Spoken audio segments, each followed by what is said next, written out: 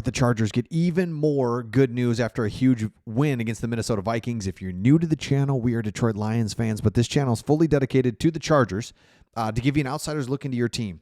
Called this one, was really excited about this, really wanted this Thursday night game because we talked about you come off a bad loss. It's like, you know what? Let's play again. Let's play again the next day. Well, basically that's what happens with Thursday night football. It's here before you know it.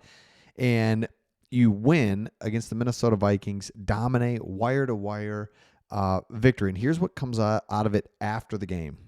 You're like, wait a second. Offensively, Oronde Gadsden, that's 2 weeks in a row now.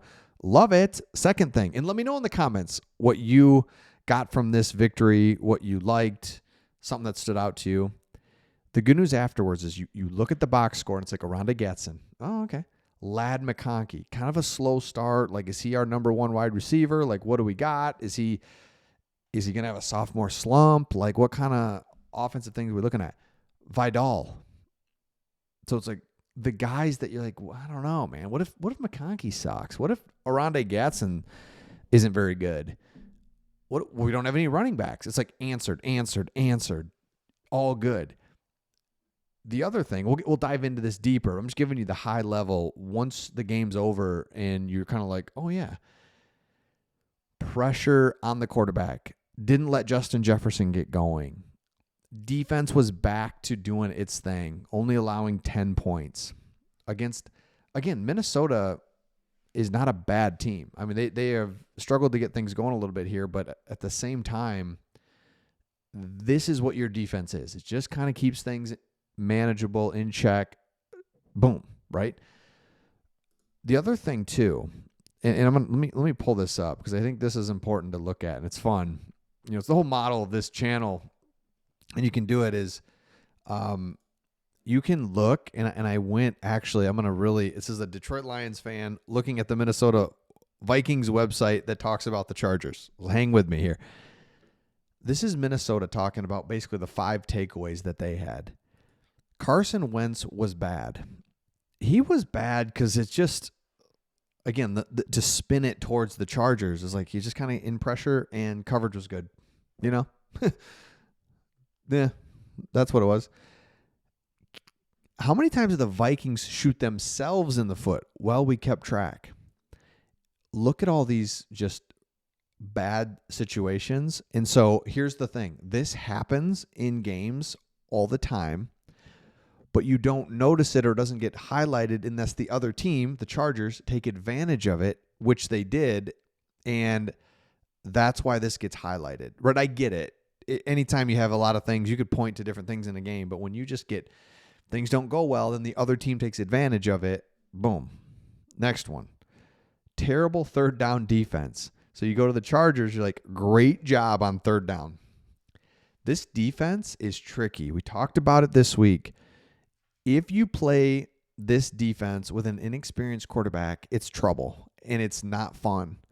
The good news, as a Chargers fan, you've got a veteran, great quarterback, and he just took advantage of things, especially on third down. There's all the third down things, and it's just like, man, that's special. Really only 3. Because the last one, it's like, who cares? It was 3rd and 12, and it was just, keep the clock moving.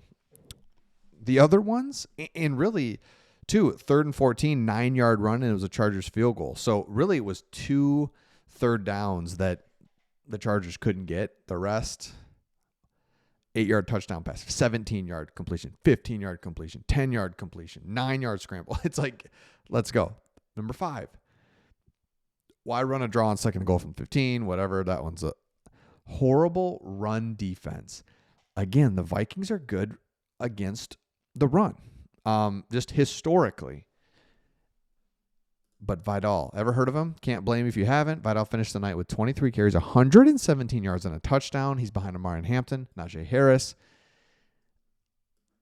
This is why, and this is another good news that comes out of this. This is why when you have injuries, you just automatically, let's trade for someone. Let's do something different. We've been talking about on this channel a lot, and I don't think it's necessarily wrong, but the whole point is you should have guys that you can call on this is the National Football League. I get the drop off. If he was so great, he would have been the number one running back. Like, I get it, but you can't just be go trading for everybody all the time.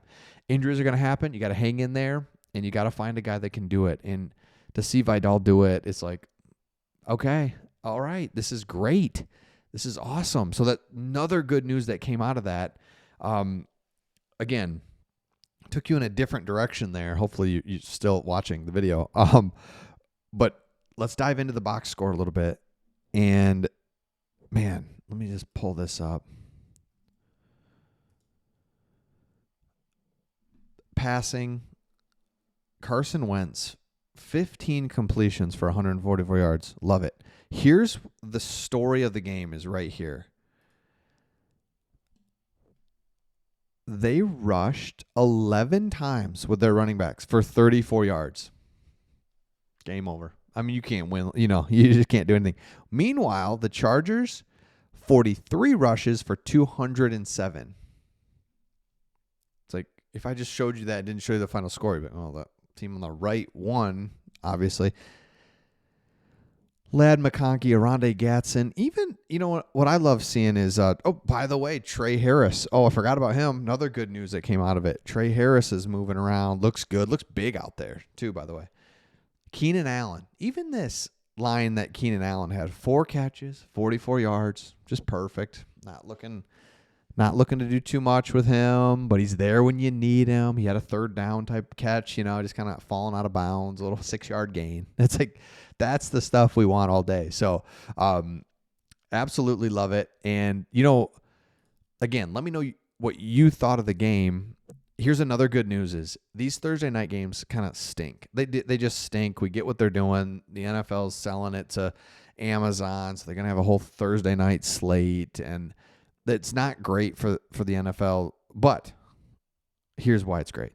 If you play on Thursday night and win, you have a mini bye Friday, Saturday, Sunday, Monday, Tuesday, basically 5 days off before you get back to work next week. So perfect timing, a little mini break. You go and you win. You're 5-3. You're 3-2 at home. Take a breath for a couple of days here. Get back at it. I mean, it's just, this is welcome to the NFL.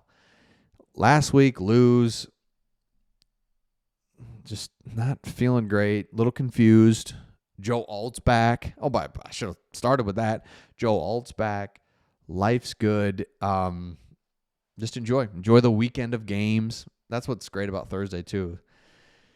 Just kind of sit back, know that your team won already and 5-3 and go from there. So let me know your thoughts in the comments. Make sure you subscribe and we'll see all of you on the next one.